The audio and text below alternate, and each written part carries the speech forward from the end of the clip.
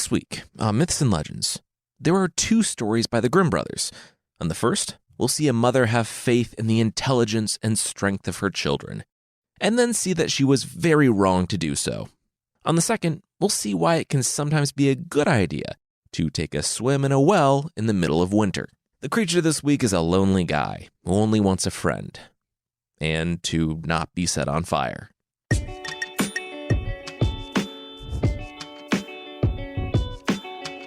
This is Myths and Legends, episode 203, Out of the Woods. This is a podcast where I tell stories from mythology and folklore. Some are incredibly popular stories you might think you know, but with surprising origins, and others are stories that might be new to you, but are definitely worth a listen. This week, there are two stories from the Grimm brothers, two brothers who collected stories from folklore in what would be Germany in the 1800s. The first is a fun story of kids in mortal peril, and the second one is of a girl with a fairy tale life. So, a young woman living in a nightmare where her father died, and she's left with her evil stepmother.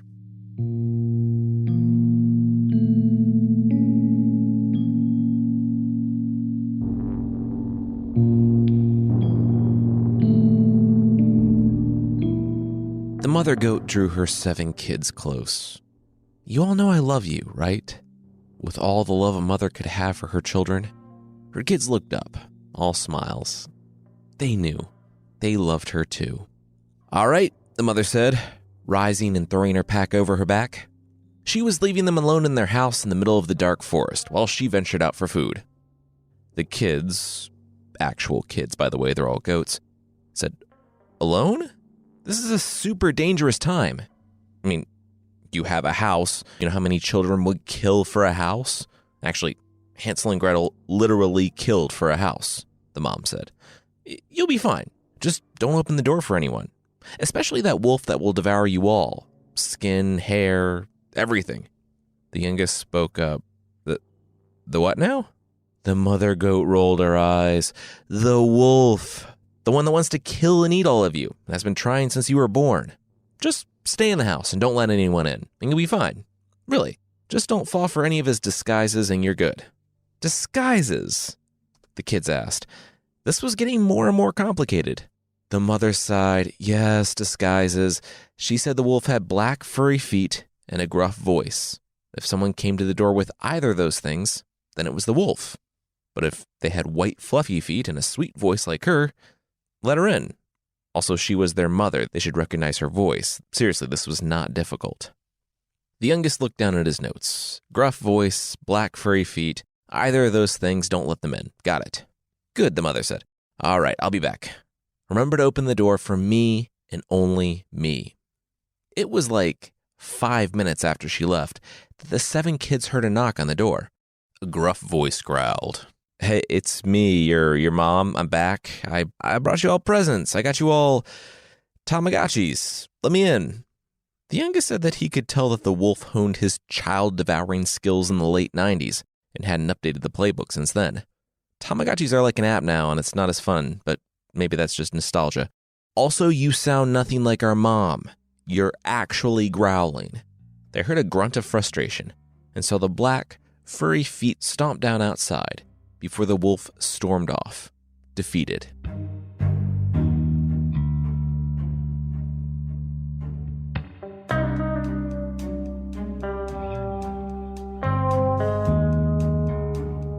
He had lost the first battle, but he would win the war. He knew that there were 7 plump kids just behind that door, and they weren't particularly smart.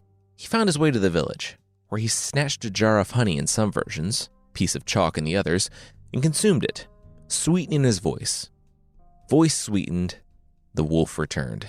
He knocked again. Hey kids, I got some Pizza Hut personal pan pizzas from the Book It program, and you don't actually have to read. Got some slap bracelets too. Open up, it's Mom, the wolf sang sweetly. About half the kids rushed to the door, ready to get those pizzas and bracelets, but the youngest stopped them, standing between them and the door, gesturing down. There, they saw the wolf's feet, black and hairy. No matter how much the honey made him sound like their mom, they couldn't ignore the evidence in front of their eyes. It was the wolf trying to trick them. The youngest told him as much, and the creature, again, stormed off.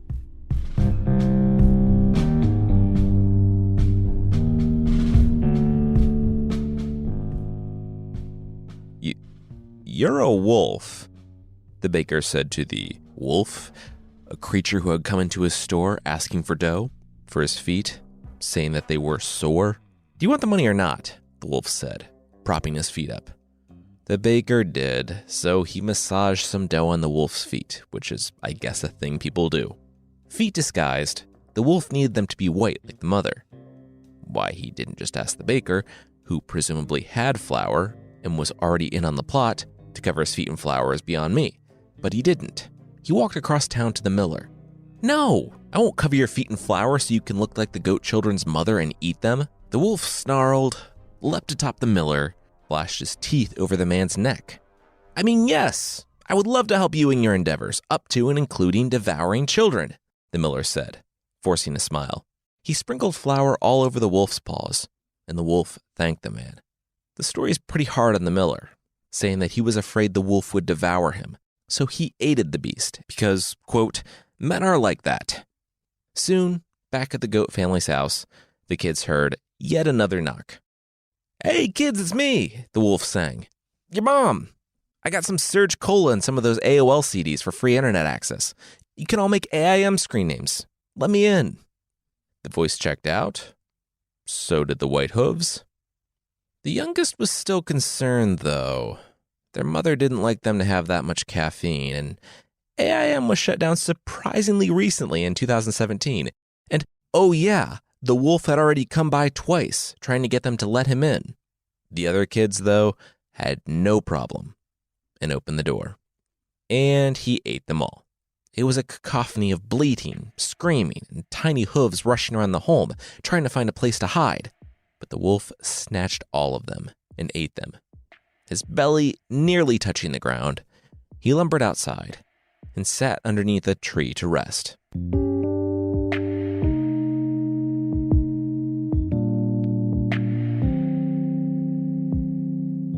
The mother goat broke into a run when she turned the corner, seeing the door thrown open and the contents of her home ransacked.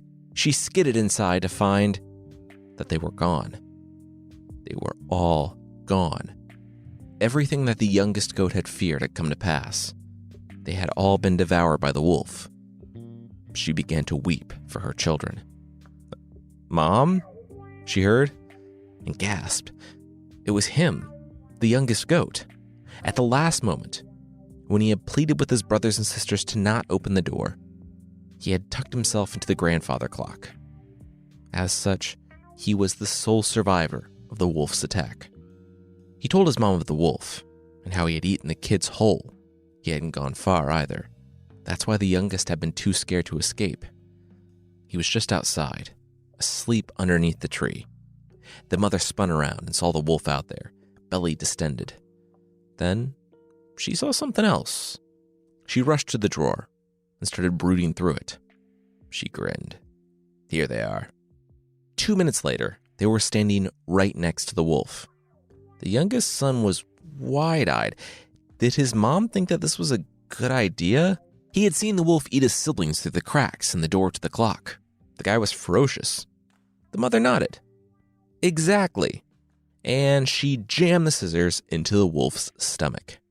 This story gives a whole new context to the concept of a food coma. Because that wolf was out. He was out when the mother sliced a baby goat-sized hole in the skin of his abdomen, and a head popped out. Hey, Mom! Everyone, it's Mom! The goat that popped out whispered. He narrowed his eyes. Wait a second. How do we know you're not the wolf? The mom pointed to the sleeping wolf, whose stomach they were protruding from. The little goat narrowed his eyes. All right, checks out for now. He leapt out, and so did the other 5 siblings.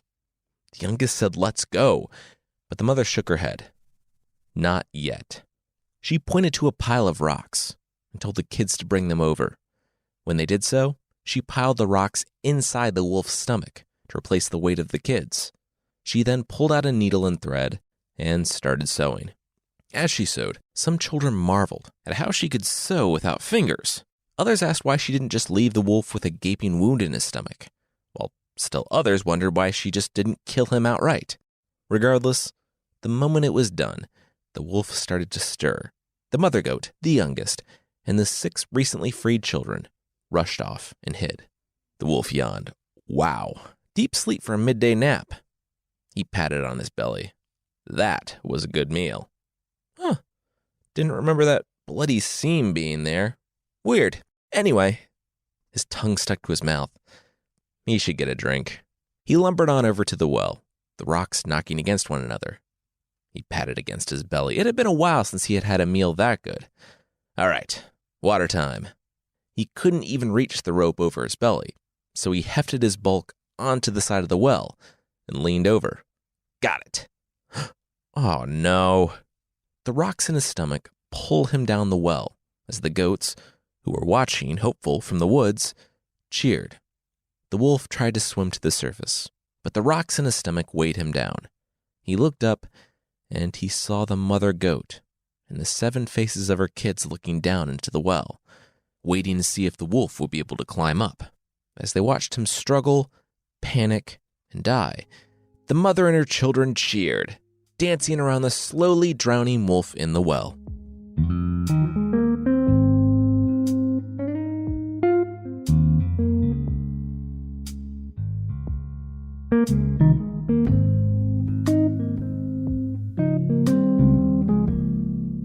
That first one was a fun one. It contains a lot of different elements from a lot of different Grimm stories, like the threes, the big bad wolf, the wolf getting rocks sewn up in his belly. But it was nice to have a story where everything works out for everyone. Except for the wolf, who died with kids dancing for glee around his body. Anyway, we will get into the second story today, but that will be right after this.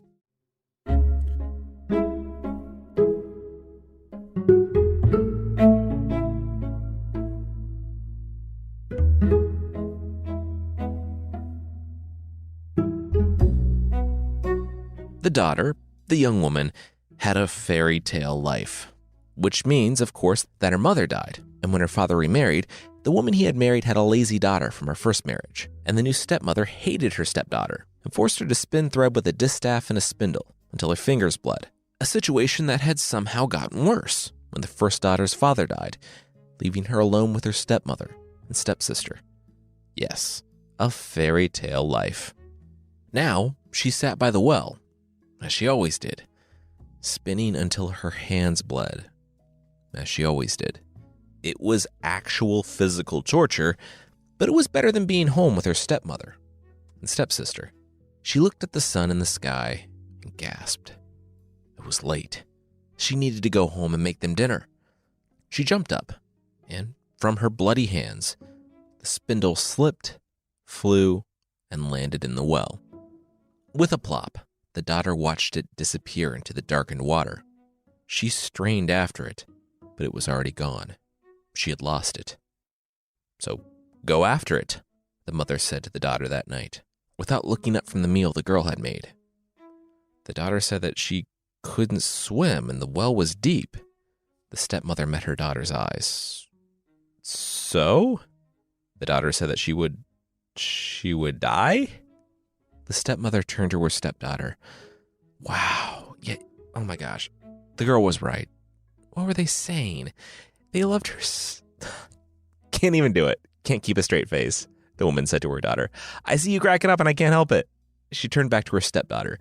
No, dear, we don't care if you live or die. The spindle is worth more to us than you are, so go get it, or I'll throw you down the well myself, the stepmother said, and resumed her dinner. The other daughter rushed off, weeping out the door, back to the well.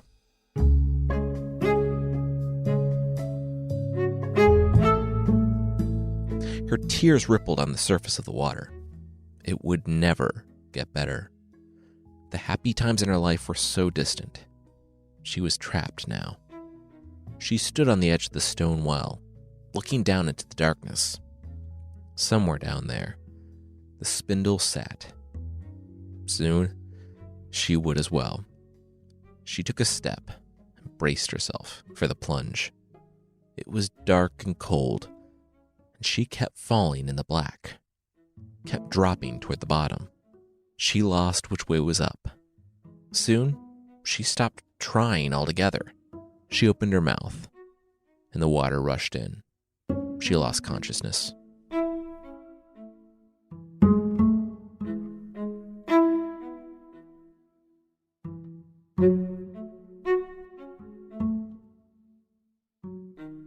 She coughed and rose to her hands, but where was she? It was a beautiful meadow. The well, the road, her home, they were all gone. It was just flowers and sunshine here. Wherever she was, it was infinitely better than her home. So she walked. If she was dead, then it obviously wasn't all bad. And if she wasn't, even better. She walked in this earthly paradise until she heard screaming. It came from the cottage just up ahead, through the trees, and she rushed and banged on the door, but no one answered. Inside she heard, help me, I'm gonna burn in here." She tried the door, and yeah, it was open. She rushed into the small bakery, to the oven, and threw it open, and didn't see a witch inside. That was my first thought. She did, however, see a few loaves of bread, screaming, "Get us out!" When she did, the bread breathed, without lungs. "Thank you," they said. "We were about to burn in there." "And you don't want that?" she asked, still confused by talking bread. The bread grimaced at her. "No, do you?" The girl said no, but also people didn't eat her. The bread laughed. "Well, people didn't eat them either. They were just born in that oven. And they were excited about all the adventures they were going to get to go on in this wonderful journey called life." The girl smiled. Yeah, she should be going. Not because she didn't want to be around when the loaves realized the terrifying reality of their existence. Just, she had to go.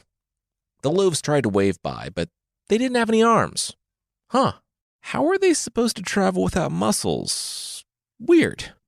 They'd ask their creator when the person returned. The daughter continued on through the forest and away from that awkward conversation when she heard more screaming. This wasn't as panicked as the self-timed bread oven, but more so to get the girl's attention. Shake me, she heard. Shake me, please. She emerged to find an apple tree standing there, full of big, ripe apples. "Yeah, hi, my apples are super ripe and ready to fall, and I just need someone to shake me. You have human hands and arms. Mind helping me out?" The girl said, "Sure, okay," and after a good bit of shaking, with every apple on the ground, the tree thanked the young woman. They were good now. She could leave. The girl said that was weird. "Not as weird as you not leaving," the tree said. And the girl shrugged. Whatever. And that really was the end to that weirdly short episode. The forest was a strange place, but she traveled onward until she saw a cottage. Now, the young woman knew the stories and knew the first 2 rules of the Myths and Legends podcast.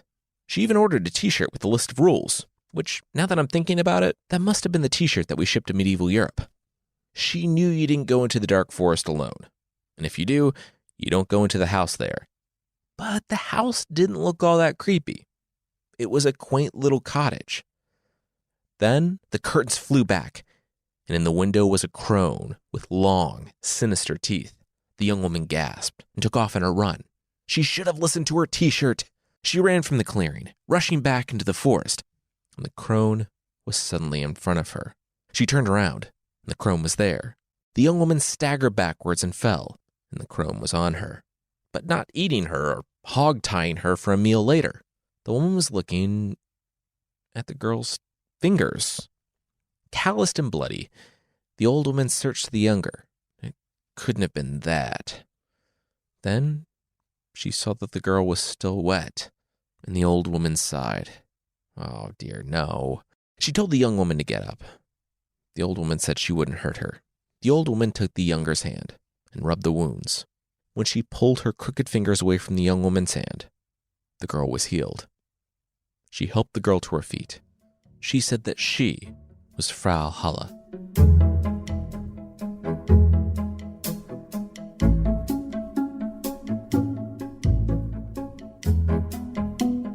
You don't need to be afraid. I know how this looks. I know the stories.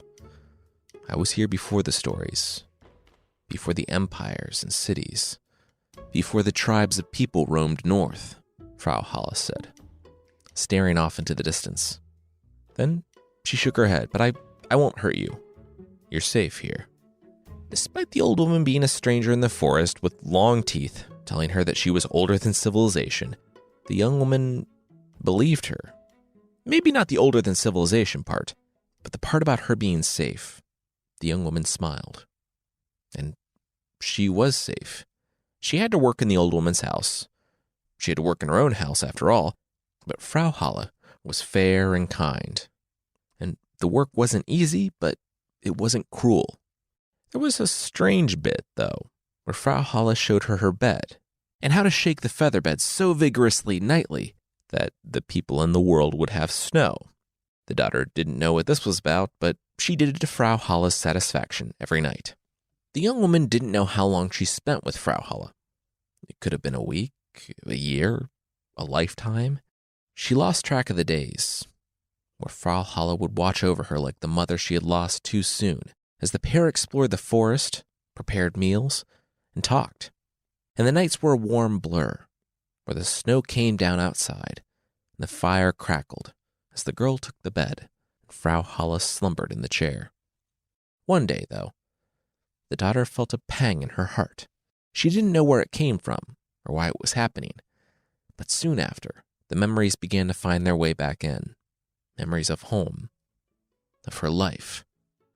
That day at the well, that day she had run away. She could leave them, but they didn't deserve her life, too. She had been lucky to have been brought here. But she felt like she had a life to get back to. She wanted to go home. Frau Halle smiled. That was wonderful news. The girl realized she was crying. She wiped her face. It was? Frau Halle helped the girl to her feet and hugged her. It was. Let's go, dear. As they walked, they entered a part of the forest that the girl thought she knew from her days, months, years there. But they came to something new.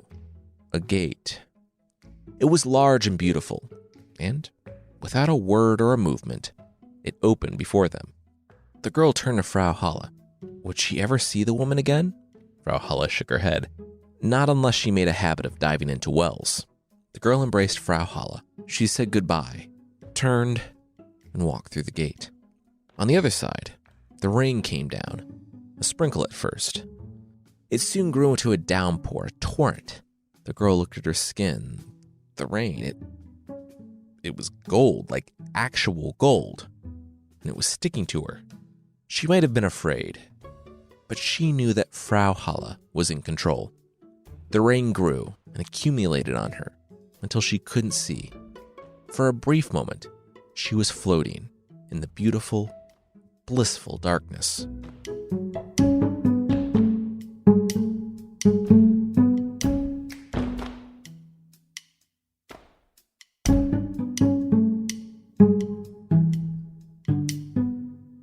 Get her up, pull.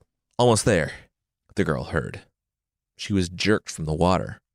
The men, strangers, were pulling her from the well, holding her feet up so she didn't scrape the stones. They laid her down. She tried to ask them where she was. Where was Frau Halle? But she couldn't speak. Not until she coughed up all the well water from her lungs. She sat up, gasping at the air. The men said that they turned the corner on the road and saw her jump into the well. Why would she do that? She didn't just jump in. It had been months. Had it all been just some dying hallucination? Was none of it real? Had she dreamed, only to awaken again to this nightmare? Then she felt something in her hand. She brought it up.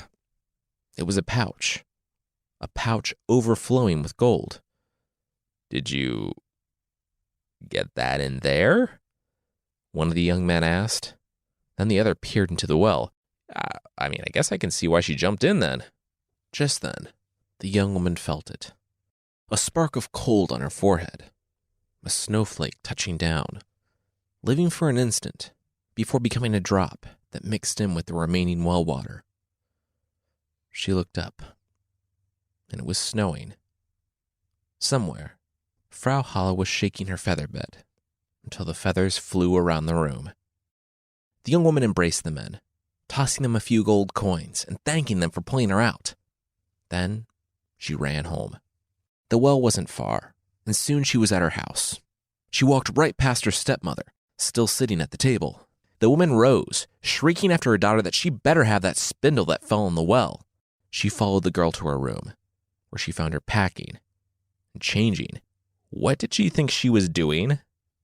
"I'm leaving," the young woman said. The stepmother laughed. "Leaving? And where was she going to go? What was she going to do?"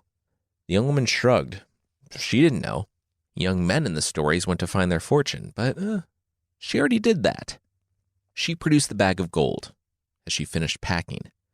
She would figure it out, but she was done with the stepmother. Oh, and sorry about the spindle. This should cover it. She flicked a few gold coins on the floor, and the stepmother scrambled to them. Where did she get this? The young woman stood at the door, smiling. Frau Halle, the old woman at the bottom of the well. She wrapped her cloak around her, hefted her pack on her back, and walked out into the snow, not ever looking back.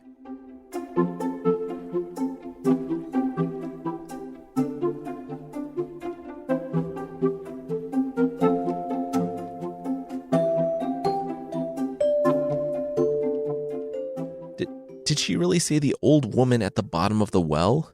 The stepmother's biological daughter asked, through tears, holding her bloody hand.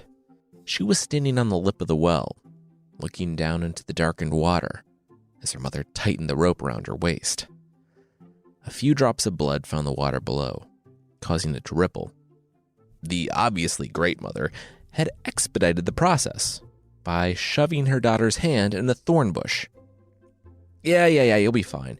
If she can handle it, you definitely can, the mother said, and pushed the girl in.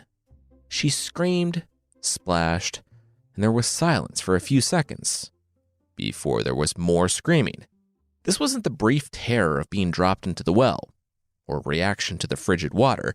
This was a full-throated, blood-curdling scream. Something was wrong. The mother pulled her daughter up, but the girl was limp on the end of the line, still screaming. The mother pulled her up over the lip of the well, took one look at her daughter, and screamed herself.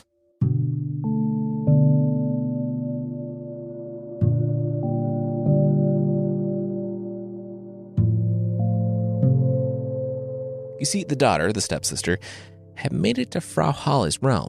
At the bottom of the well, she dropped on through and found herself in the mystical land. She, too, heard the yelling of the bread in the oven, of the baker that, I guess, couldn't ever be bothered with sticking around when they made bread. She looked at the bread, yelling for her to please take it out, and she grimaced. That would get her hands all dirty. No, ew. The bread's yells became screams, but the daughter couldn't care less. She was looking for the old woman who lived at the bottom of the well.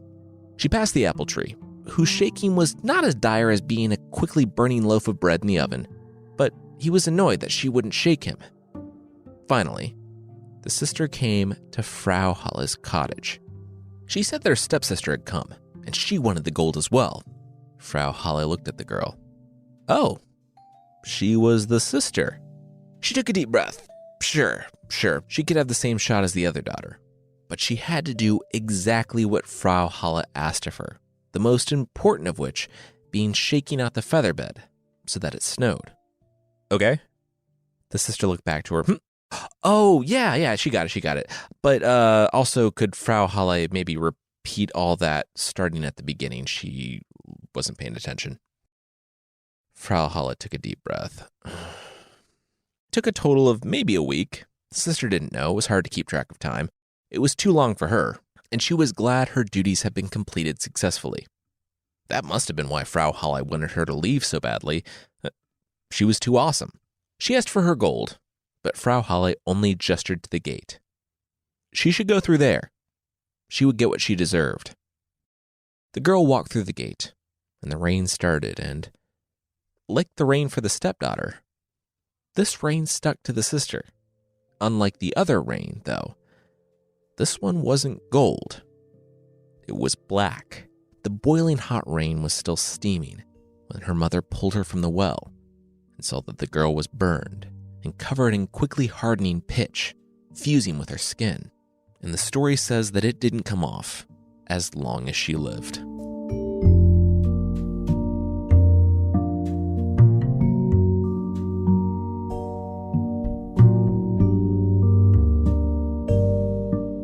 So, like many other fairy tales, the true antagonist of the story, the evil stepmother, evades any kind of physical punishment for her abuse, which, whatever. And the lazy and kind of mean daughter took the brunt of the punishment. That being kind of worse, too, because she herself is an object of her mother's scorn. I guess you could say that any hope the mother had for increase in her own status and her daughter's advancement is dashed when she was permanently covered in pitch, but still, it's sad that the daughter had to experience that. Frau Halle is left over from when Christianity replaced the German and Scandinavian paganism in the early Middle Ages. In that, it's believed that Halle, or Mother Hulda, was a goddess to whom the children who died would go. She lives at the bottom of the well, rides a wagon, and came up with the idea of spinning linen from flax. A powerful woman who sometimes rode around on a distaff through the air. She was, to the people of the Middle Ages, a witch, of course. But the goddess lived on among the people in folk tales. If you've ever read Neil Gaiman's American Gods, she's like one of the old gods, hiding out in our world. Her power diminished, but still strong enough to help a young woman take back her life. She returned in today's story, not as a witch or a mother, but as a kind old woman in her fairy realm who showed a girl steeped in tragedy her own strength and sent her back to carry on her life triumphantly. Also, don't cross her because, as we know, the gods in these old stories, they do not mess around. Listen to them and things go well for you. Ignore them or disrespect them, and you might wake up at the bottom of a well covered in tar. Next week, we are back in the Mabinogion, in the third branch. Pryderi has seen the other side of the war, and now he's coming home from Ireland to a complete wasteland.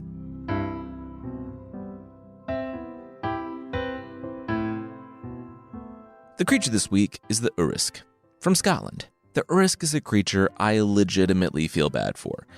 He just wants a friend. He's a half-goat, half-human, with flowing blonde hair, an interesting fashion choice of blue bonnet, and a frown. He sits by waterfalls and lives in the remote pools and rivers, just waiting for a friend. Of course, people do come by, and they'll see an Urisk sitting peacefully, wistfully dreaming of a friend. And when they see him, and their eyes meet, and the Urisk smiles because maybe, finally, he has found a friend, the person dies. Because the Urisk is, unfortunately, so ugly that he frightens people to death. So the Urisk will sigh and just look back down into his pool. There's a story of a time when, in the Scottish Highlands, one Urisk wanted something to eat, and not wanting to steal, he took his own wheat and stuck into a mill at night. The miller awoke at midnight to his mill moving, and he went out to find a shaggy goat monster, wearing a tasteful bonnet, but he was milling in the shadows, which is, I guess, why the miller didn't die instantly. The farmer demanded to know who was damaging his machinery, and the Urisk, the poor guy, could barely hold back tears of joy. Someone was greeting him, asking his name. He smiled and said that he was Urisk. He asked the man his name, and the miller said his own name was myself. Seeing as this was farther than he had ever gotten with a human before, Urisk said that he was pleased to meet the man and thanked the miller for his hospitality. Because the Urisk never had a human friend before, he had a hard time reading human social cues and misinterpreted the miller's gruff tone and demand to know who was in his house as an offer to stay. So that's what the Urisk did. He gathered some hay, laid down, and slept the sleep of a creature with friends. Unfortunately, he drastically misread the situation, and because of his inexperience with humans, didn't realize that he had just been Odysseus. Additionally, the miller didn't want a frighteningly ugly monster sleeping in his mill, and he didn't want to establish a precedent for that. So he apologized for the misunderstanding and politely asked the Urisk to leave. Just kidding. He plucked a hot coal from the fire with some tongs and dropped it on the Urisk's lap. Awakening to the smell of burning hair and searing pain, the Urisk looked down, screamed, and bolted from the mill. As he rushed through the forest, still on fire, he passed other Urisks, who asked him what was wrong, who had done this to him. He simply screamed out, Myself did this!" The others rolled their eyes and went back to sitting by their own ponds. Finally home, the Urisk dove into his pond, to an audible hiss. His one-time making friends having ended with him being set ablaze, the Urisk decided to never attempt it again. So yeah, the takeaway here is that if you're lonely, don't ever try to make friends or do anything about your situation, or someone might lie to you and set you on fire. The end.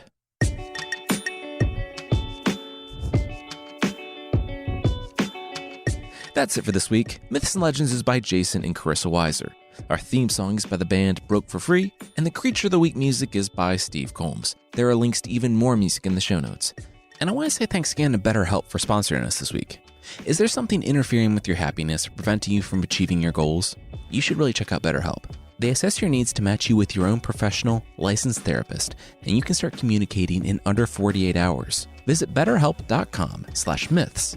That's BetterHelp, and join the over 1 million people who have taken charge of their mental health with the help of an experienced professional. In fact, so many people have been using BetterHelp that they are recruiting additional counselors in all 50 states. Myths and Legends listeners get 10% off your first month at betterhelp.com/myths. All right, that's it. Thank you so much for listening, and I'll see you next time.